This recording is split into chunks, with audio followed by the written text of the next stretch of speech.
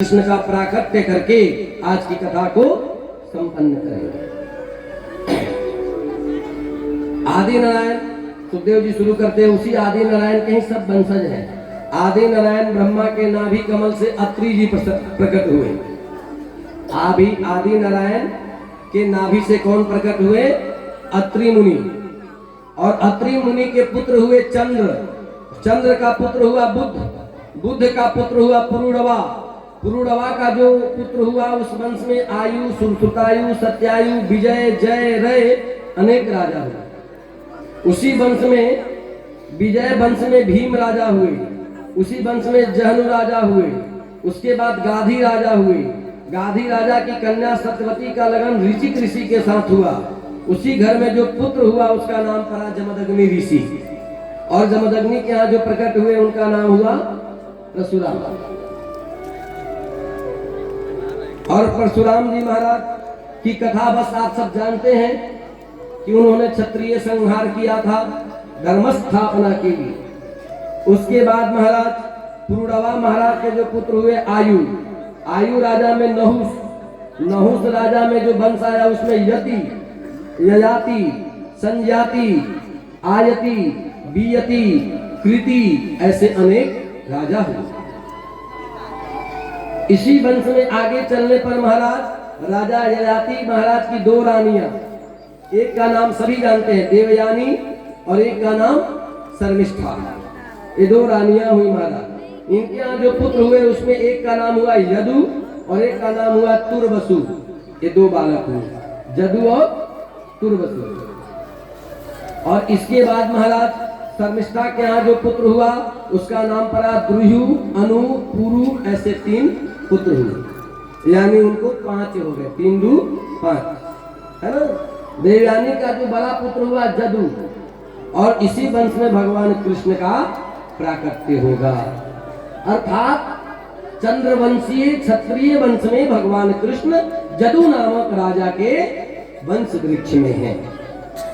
बोलो श्री कृष्ण चंद्र भगवान की जय। और थोड़ा वर्णन करते हैं। सुखदेव जी महाराज कहते हैं ययाति महाराज के पुत्र पुरु का वंश का वर्णन किया।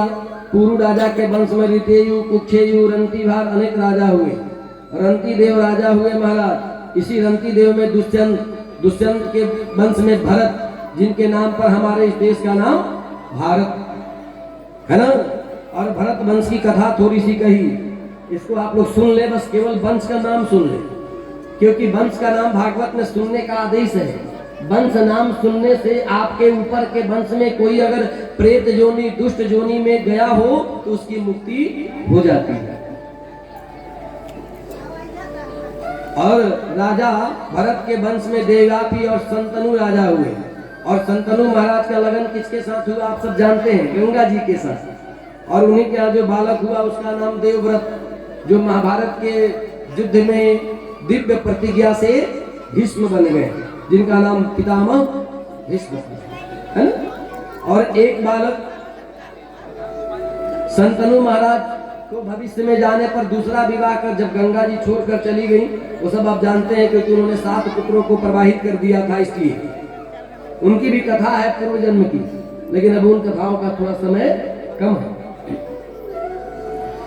संतनु महाराज को बुढ़ापे में दूसरे विवाह की इच्छा हुई महाराज, तो मत्स्य राजा की कन्या सत्यवती से उन्होंने दूसरा विवाह किया। और उनसे जो पुत्र उत्पन्न हुए महाराज वही हमारे श्री वेदव्यास जी महाराज, जिनका नाम है कृष्ण द्वैपायन व्यास, जिन्होंने वेदों का भाष्य किया, सूक्ष्म किया, सभी पुराणों की रचना। और ये भागवत भी उन्हीं की कृति है। बोलिए वेदव्यास जी महाराज की जय। और महाराज सत्यवती के साथ लगन होने के बाद संतनु राजा के यहाँ 2 बालक हुआ। कौन कौन बालक हुआ? चित्रांगद और विचित्रवीर।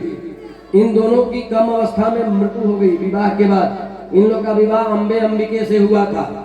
अम्बे नहीं, अम्बे तो रह गई, अंबिके और अम्बालिके। और इसी वंश में धृतराष्ट्र, पांडु और विदुर जी आते हैं, जो महाभारत युद्ध का है सब आगे आप सब जानते हैं। और उसी वंश में सुखदेव जी कहते हैं कि उसी में महाराज अर्जुन, अर्जुन का पुत्र अभिमन्यु और अभिमन्यु का पुत्र हे राजन तुम परीक्षित हो, जो आज अभी यहाँ गंगा किनारे कथा श्रवण कर रहे हो, जिसकी 3 दिन बाद साप के कारण से मृत्यु। महाराज परीक्षित जी को वंश की कथा सुनाई। तब परीक्षित जी ने कहा, राजन हमारे बाद हमारा वंश कितना बढ़ेगा, जरा ये भी तो बता दे, भविष्य की बात। सुखदेव जी महाराज बताते हैं कि हे राजन, सर्पदंश से तुम्हारी मृत्यु जो आज से 3 दिन बाद होगी, इस कारण तुम्हारा पुत्र जन्मेजय होगा, जो सर्पों से बैर करेगा, सर्पाहुति यज्ञ करके सर्प प्रजाति का नाश करेगा महाराज। फिर आस्तिक मुनि आकर सर्प प्रजाति की रक्षा करेंगे और तुम्हारे वंश में जन्मेजय तुम्हारे पोता, जो जन्मेजय बेटा पोता श्रुतसेन, उग्रसेन, भीमसेन आदि अनेक राजा होंगे। पांडव वंश का अंतिम राजा जो होगा वह क्षेमक राजा होगा, और क्षेमक राजा के बाद यह वंश लुप्त हो जाएगा। भागवत में कहा गया, क्षेमकम प्राप्य राजानम संस्थाम प्राप्स्यति वही कलौ। कली युग तक के वंश आएगा और उसके बाद सीता। फिर जदुवंश की कथा कहते हैं महाराज, कहते हैं जिस जदुवंश में भगवान कृष्ण का अवतार हुआ, उनकी कथा श्रवण करो। और कृष्ण की कथा कहते हैं महाराज कि जदु राजा के यहाँ सहस्त्रजित, क्रोष्टा, नल और रिपु ये राजा, इनकी कथा आती है। इसी वंश में सत्यजित नाम का राजा हुआ, इसी वंश में हैहय नाम का राजा हुआ, इसी वंश में कृतविर्ज, फिर उसका वंशज कार्तवीर्यार्जुन, जिससे वो परशुराम, जमदग्नि जी का परशुराम जी का युद्ध हुआ इसी कारणों से। रेणुका जो उनकी माँ थी, जमदग्नि की पत्नी थी, उस विवाद को लेकर, है ना। और उसके बाद महाराज कार्तवीर्य राजा, है ना, ये जो गुरु दत्तात्रेय भगवान के अनन्य भक्त होंगे, और दत्तात्रेय भगवान अवधूत बनकर घूमते रहते हैं, है ना, और उनकी भक्ति करेंगे, है ना, उनकी बड़ी कृपा होगी। फिर बताए कार्तवीर्य राजा के वंश में जयामघ राजा, जयामघ राजा के वंश में देवावृद्ध, फिर वृष्णि, अंधक, मधु, भोज आदि ऐसे महान राजा हुए। और इसके बाद अंधक के वंश में जो राजा हुए उनका नाम है देवक और उग्रसेन। ये दोनों भाई हैं, देवक और उग्रसेन। देवक महाराज के यहाँ 7 बेटियां हुई। देवक महाराज की 7 बेटियां हुई, जिनका नाम धृतदेवा, शांति देवा, सहदेवा, उपदेवा, श्रीदेवा, देवरक्षिता और 7वीं बहन सबसे छोटी देवकी। इन 7 बहनों का विवाह महाराज वसुदेव जी के साथ हुआ, और इन्हीं के संयोग से जो संतान उत्पन्न हुआ वही हमारे श्री परमात्मा बाल गोविंद कृष्ण कन्हैया लाल है। बोलिए कृष्ण कन्हैया लाल की जय। और उग्रसेन के यहाँ 9 बालक हुआ, जिसमें सबसे बड़ा बालक कंस, उससे छोटे और 8 भाई, यानी कंस है 9 भाई, यानी 9 7 16 भाई बहनों का परिवार है हमारा, उग्रसेन और देवक, है ना, इनके यहाँ। और इतना ही कह के, है ना, सुखदेव जी ने कहा कि राजन देवकी के यहाँ जो 8 बालक हुए, देवकी के यहाँ 8 बालक होंगे, वसुदेव और देवकी की, उसी 8 बालकों में जो 8वां बालक होगा वही हमारे, सुखदेव जी कहते हैं, वही हमारे इष्ट है, वही हमारे कृष्ण है। और जैसे सुखदेव जी ने कृष्ण कहा, आंख बंद कर दी, ध्यान में आया, बस इतने संक्षिप्त। महाराज सुखदेव जी को तुरंत परीक्षित जी ने टोका, घोर समाधि लग जाए तो क्या करेंगे, आगे की कथा। बोले गुरुदेव आपने सब वंशों की कथा बड़ी दिव्यता से कही, जो आपके आराध्य हैं और मेरे जीवनधार हैं, जिन्होंने मुझे माँ के गर्भ में बताया, उनकी कथा बस इतनी सी। तब सुखदेव जी चेत में बोले, राजन मैं तुम्हें भगवान कृष्ण की कथा पूरी दिव्यता से सुनाऊंगा, पूरे आनंद लेकर सुनो। बोलो किशन कन्हैया लाल की जय। महाराज कहते हैं कंस जवान हुआ, अत्याचार करने लगा, उसके अत्याचार से धरती कांपने लगी। कंस ने अपने बाप उग्रसेन को कारागार में डाल दिया, स्वयं सत्ता पर अधिकार कर लिया, यज्ञ आदि बंद करवाने लगा, धरती गाय का रूप बनाई। देवता लोग के साथ भगवान नारायण के शरण में गए और जाने के बाद सबने धरती को आगे करके, गाय को आगे करके प्रार्थना करी। धरती रूपी गाय बोली, कंस के अत्याचार से पृथ्वी का भार अब मुझ पर भारी हो गया है, प्रभु सहा नहीं जाता, आओ बचाओ। तब भगवान ने कहा, हे देवों सुनो, चिंता न करो।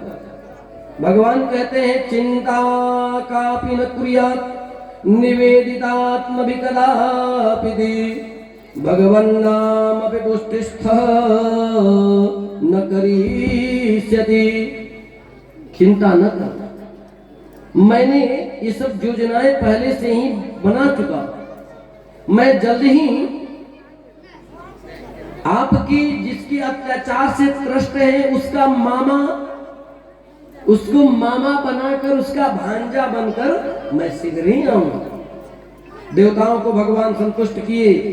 इधर कंस का छवि बिगड़ गया, अत्याचार करने लगा तो छवि बिगड़ जाएगी।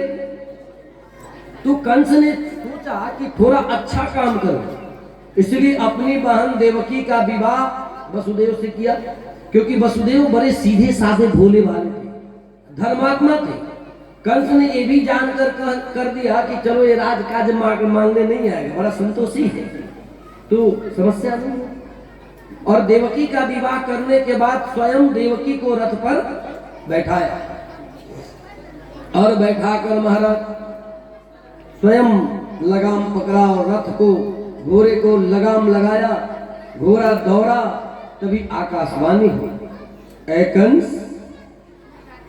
ऐ कंस, जिस देवकी को तू बड़े प्यार से विदा कर रहा है, इसी देवकी का 8वां संतान तेरा काल हो, इसका 8वां गर्भ तुझे मार डालेगा,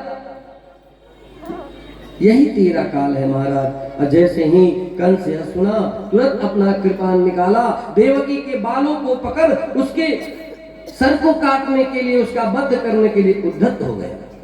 महाराज वसुदेव जी तुरंत कंस का हाथ पकड़ा, बोले भाई साहब, साला है ना, भाई साहब भैया जी, ये अपराध न करो, अभी देवकी को मारने से क्या लाभ, और अगर इसका 8वां गर्भ काल है तो अभी भी आ सकता है, किंतु मैं ये वचन देता हूं कि आपका शत्रु देवकी का 8वां पुत्र है, तो इसके 8वां पुत्र को मैं तुम्हारे पास समर्पित कर दूंगा, 8 को दे दूंगा,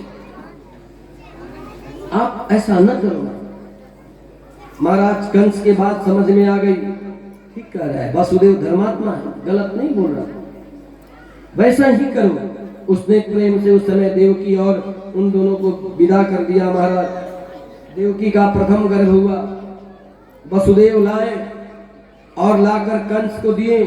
कंस बड़ा प्रसन्न हो गया कि वसुदेव धर्म का पक्का है, वचन का पक्का है, झूठ नहीं बोलता। कंस मुस्कुराया, बोला इससे मेरा कोई खतरा नहीं, ये तो प्रथम है, मेरी समस्या 8वें से, ले जा उत्सव मना। जो ही वसुदेव गए, देवताओं को चिंता हुई, ऐसे तो कंस के अंदर दया का भाव आ जाएगा, दयालु बन जाएगा, उसका जल्दी विनाश नहीं होगा। नारद जी की मदद लिए नारद जी आते हैं, महाराज कंस को समझाते हैं, कंस मैं तो समझता था कि तू बुद्धिमान है, लेकिन तू तो महामूर्ख है। एक बात बताओ, एक पुष्प सामने दिया कमल का, बोले एक पंखुड़ियां कितनी है? 8। अच्छा बताओ इसमें एक कौन सा? कंस ने बोला 1 2 3 4 5 6 7 8। नारद जी ने कहा अच्छा विचार करो, यहां से एक न करके यहां से करे तो अच्छा मान लो 8वां कोई एक कर दे तो तू क्या कहना चाहते? बोले हम क्या कहते, तुम्हारे सलाहकार हैं, देवता लोग छलिया हैं, बस इतना ही बताने आए हैं। कहेंगे कुछ और, कहेंगे कुछ और, ये नंबरों का हेर फेर उनके लिए बड़ी बात नहीं है। तुम समझो तुम मार दो। नारद जी बोले तुमको दे, हाँ तो घबरा जाएगा। बोले नारायण नारायण मैं क्या जानू महाराज। और नारद जी चल पड़े महाराज। कंस के मन में आग लग गई, तुरंत गया देवकी और वसुदेव के बालक को छीना और छीन कर जो है दीवार पर पटक के उस मासूम बच्चे का वध कर दिया। देवकी और वसुदेव के हाथों में हथकड़ी लगा दिया और अपने कारागार में डाल दिया अपने कारागार में महाराज। और इसी तरह देवकी के 6 बच्चे होते गए और 6 को कंस 7वें का समय आया, देवकी का शरीर चमकने लगा, वसुदेव के मुखमंडल पर प्रसन्नता आ गई, लगा 7वें में परमात्मा है। भगवान ने अपनी जोग माया का सहारा लिया, वहां से देवकी के गर्भ से बालक को खींचकर नंद जी के यहाँ रोहिणी जी के गर्भ में स्थापित किया गया। संकर्षयति बलात् इति संकर्षयः इति स संकर्षणः। संकर्षण विधि से एक गर्भ का दूसरे गर्भ में जो निष्कासन आरोपण की क्रिया के कारण बलराम जी का नाम क्या पड़ा? संकर्षण बलराम। और इधर ये बात फैला दिया गया कि भाई गर्भ का श्राव हो गया। फिर समय आया हमारे किशन कन्हैया लाल के जन्म का महाराज, है ना।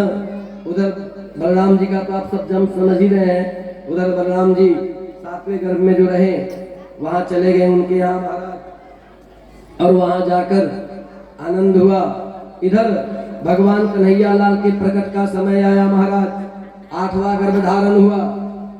जब 8वां गर्भ धारण हुआ महाराज तो दिव्य उत्सव हुआ, वातावरण प्रज्वलित हो गया, दिव्य आनंद आने लगा महाराज। देवकी माँ का गर्भ पूरा हो गया है, अब 9वां महीना आ चुका है, प्रसव होने वाला है। अच्छा आप विचार करें जरा, मैं अब तो भगवान का प्राकट्य करा के आज की कथा हम सब संपन्न नहीं करेंगे। आप विचार करें भगवान कृष्ण कब आए? भाद्रपद कृष्ण पक्ष अष्टमी। आप विचार करें राम कब आए?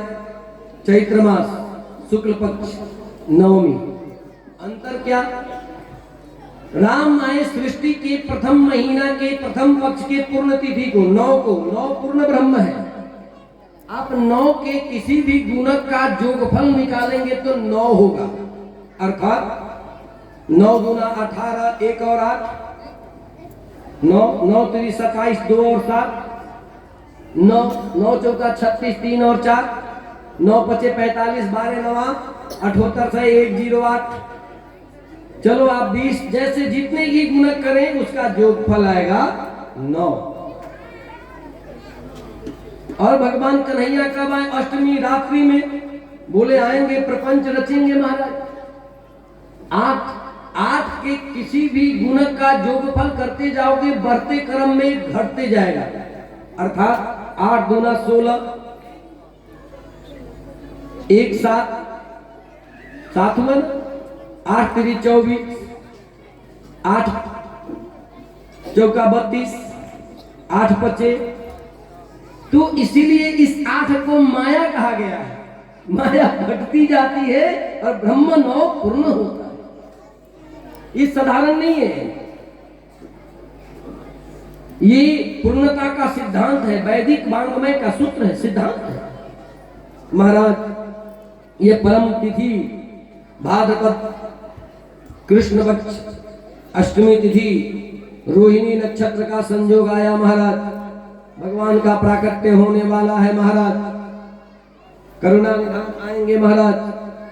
देवताओं को संदेह हुआ। देवताओं ने विचार किया कि रामावतार में भगवान अलग देश अलग द्वीप में रहे तो शत्रु दूर था, अभी भगवान जिसको मारने जा रहे हैं वह रिश्तेदार है, भगवान का खास मामा है। तो कहीं भगवान जाकर मामा और भगना खेलने लगे तो समाप्त। इसलिए देवताओं को संदेह हुआ, सब देवता भगवान देवकी के गर्भ में जो भगवान है उस गर्भ में आके देवताओं ने भगवान की स्तुति करी कंस के कारागार में। कंस के कारागार में आकर स्तुति करते हैं महाराज। क्या देवता लोग कहते हैं, सत्यव्रतम सत्य परम त्रिसत्यम सत्यस्य जोनिम निहितम च सत्ये सत्य सत्यमृत सत्र नेत्रम सत्यात्मकं त्वां शरणं प्रपन्ना।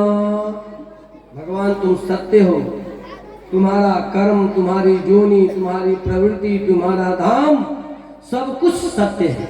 अर्थात जिस सत्य कार्य के लिए जा रहे हो उसको भूल मत जाना महाराज। और भगवान का प्राकट्य का समय हुआ महाराज। मानो भाद्रपद कृष्ण पक्ष अष्टमी पूरी अंधेरी रात, बारिश भी हो रही हो, फिर भी लगा सरोवर में कमल खिल गए, आकाश में चमक आ गई, बिजली कड़क कर यह संकेत दे रही है कि देवता बाजा बजा रहे हैं महाराज। वर्षा मानो पुष्प बरस रहा हो, ऐसा दिव्य माहौल लगने लगा महाराज। और क्या हुआ महाराज, अतः सर्वगुणोपेत कालः परम शोभना अरहो वाजनर्मक्ष शांतर्क्ष ग्रहतारकम। जितने ग्रह थे सभी सुयोग्य में आ गए, तारा बल बन गया, नक्षत्र बल बन गया, अर्थात सभी योग सुयोग्य हो गए और सभी योग सुयोग्य हो गए। और वहीं महाराज देवकी वसुदेव के सामने भगवान प्रकट हो गए। कैसे प्रकट हो गए महाराज, क्या रूप है? तमद्भुतम बालकमंबुजक्षणम, अद्भुत अद्भुत दिव्य रूप। कैसा? चतुर्भुजम शंख गदायुधायुधम, चार भुजा गदा पद्म शंख चक्र धारण किए, श्रीवास लक्ष्मण गलशोभिकौस्तुभम, गले में कौस्तुभ माला, वत्स चिन्ह, पीतांबरम सांद्रपयोदसौभगम, पीतांबर धारण किए दिव्य रूप कर लेकर भगवान प्रकट हो गए। बोलो नारायण भगवान की जय। और महाराज देवकी और वसुदेव को भगवान ने प्रणाम किया, बोला मांगे थे वरदान के रूप में आ गया, देख लो यही रूप है महाराज। अच्छा, आप राम कृष्ण में एक और अंतर बताओ। मैंने सबसे पहले अंतर बताया था, राम कृष्ण दो एक है, अंतर नहीं निमेष, एक के नयन गंभीर है, एक के चपल विशेष। फिर मैंने उनके जन्म का अंतर, तिथि का, मूल एक और अंतर। रामावतार में भगवान ने आदेश का पालन किया। जैसे भगवान प्रकट हुए, कौशल्या माता ने बोला ये रूप नहीं चाहिए, क्या करना है भाई? प्रकट कृपाला दीन दयाला कौशल्या हितकारी। और माँ ने कहा ऐसा बालक नहीं, छोटा बन जाओ। माँ का आदेश हुआ, भगवान कैसे बन गए? प्रभु मुस्काना, रुदन खाना। माता ने कहा कीजिए शिशु लीला, शिशु लीला करो। भगवान शिशु लीला शुरू कर दी। लेकिन यहाँ भगवान प्रकट हुए और यहाँ लीला कैसे की? आदेश दिए। रामावतार में माता पिता का आदेश पालन किए, कृष्णावतार में भगवान ने आदेश दिया। भगवान ने कहा देखो, जब मैं बालक बन जाऊं, एक पहरेदार सो जाएंगे, तुम्हारी हथकड़ियां खुल जाएंगी, एक दरवाजे खुल जाएंगे, मुझे वहां टोकरी है उठा लेना, इस पर ले चलना और जाकर नंद के यहाँ रख देना, और वहां एक कन्या जन्मी होगी, उसे लेकर आ जाना महाराज। और महाराज भगवान छोटा रूप धारण कर लेते हैं, पहरेदार सो जाते हैं, दरवाजे खुल जाते हैं महाराज। अर्थात जब जीव को ब्रह्म का दर्शन हो जाए तो सारी हटकेलियां खुल जाती, दरवाजे खुल जाते। ये जो 7 दरवाजा क्यों है? कंस के कारागार में 7 दरवाजा, आपके शरीर का यह 7 चक्र है, ये 7 चक्र खुल जाए तो जीव को ब्रह्म से मिलने से कोई रोक नहीं सकता। बोलो भक्त वत्सल भगवान की जय। और महाराज 7 ये चक्र खुल गए, वसुदेव जी लेकर चले महाराज कन्हैया लाल को, और जब लेकर चले महाराज, जमुना जी ने विचार किया कि आज तो भगवान का चरण छू ही लूं। जमुना जी ऊपर जाने लगी महाराज, बलराम भैया भी आ गए छाया देने के लिए, वर्षा से बचाने के लिए। लेकिन भगवान ने देखा पिताजी डूब न जाए, तो भगवान ने चरण बढ़ाकर जमुना जी को सुख दिया। जमुना जी को चरण स्पर्श कर शांत किया और भगवान नंद जी के यहाँ पहुंच गए। चलिए नंदोत्सव की कथा हम सब लोग कल मनाएंगे, क्योंकि भगवान का जन्म जब होता है तो वहां शांति रहती है। नंद के यहाँ कल उत्सव मनेगा। आप सब अपने यहाँ से लज्जा मतलब चाहे तो उत्सव मनाने के लिए मक्खन भी भगवान को खिलाने के लिए ला सकते हैं। आइए, आज केवल भगवान की उत्पत्ति हुई, भगवान प्रकट हुए, तो भगवान की वंदना करके आज की कथा को हम सब यहीं पे पूर्ण करेंगे। बोलिए श्री करुणा निधान की जय, बोलिए श्री भक्त वत्सल भगवान की जय, जय जय श्री सीताराम। ओम करारविंदेन पदारविंदम मुखारविंदेन विनिवेशयन्तम् वटस्य पत्रस्य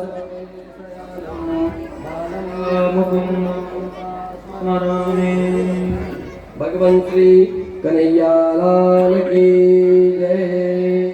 आइए सभी थोड़ा भगवान का जन्म का आज आनंद लीजिए और आज की कथा को पूरा करेंगे, है ना।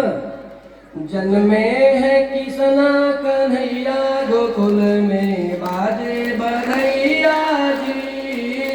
जन्मे है कृष्णा कन्हैया गोकुल में बाजे बधैया जी। बाजे बधैया जी, बाजे बधैया, बाजे बधैया जी, बाजे बधैया। जन्मे है किसना कन्हैया गोकुल में बाजे बधैया जी। जन्मे है कृष्णा कन्हैया गोकुल में बाजे बधैया जी।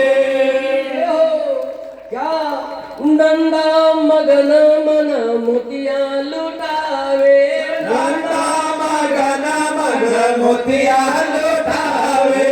रानी जसोमती झुलना झुलावे, रानी जसोमती झुलना झुलावे। देखो देखो बाजे रही घर घर सहनैया गोकुल में बाजे बधैया हो।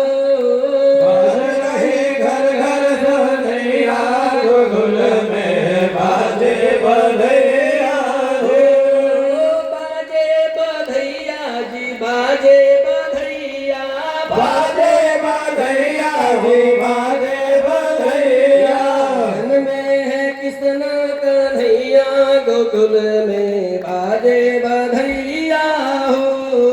जन्मे है कृष्णा कन्हैया गोकुल में बाजे बधैया हो। सुंदर मनहर रूप सलोना, सुंदर मनहर रूप सलोना। सुंदर मनहर रूप सलोना, सुंदर मनहर रूप सलोना। कृष्ण की छवि में जादू टोना, कृष्ण के छवि में जादू टोना। अरे भैया और क्या है महाराज, देखो बलदाऊ के हैं ये भैया गोकुल में बाजे बधैया हो। बलदाऊ के ये है भैया गोकुल में बाजे बधैया हो। जन्मे है कृष्ण कन्हैया गोकुल में बाजे बधैया हो। जन्मे है कृष्ण कन्हैया गोकुल में बाजे बधैया हो। और जरा झूम के बाजे बधैया हो, बधैया, बाजे बधैया हो, बाजे बधैया। बाजे बधैया हो, बाजे बधैया, बाजे बधैया हो, बाजे बधैया। जन्मे है कितना कन्हैया गोकुल में बाजे बधैया हो। जन्मे है कृष्ण कन्हैया गोकुल में बाजे बधैया हो। जन्मे है कृष्ण कन्हैया गोकुल में बाजे बधैया हो। जन्मे है कृष्ण कन्हैया गोकुल में बाजे बधैया हो। बोलिए किशन कन्हैया लाल लाल की और सभी